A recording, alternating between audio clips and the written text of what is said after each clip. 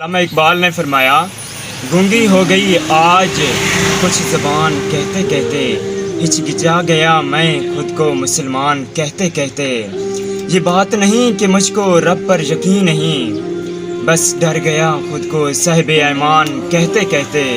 توفیق نہ ہوئی مجھے ایک وقت کی نماز کی، اور چپ ہوا مؤذن اذان کہتے کہتے۔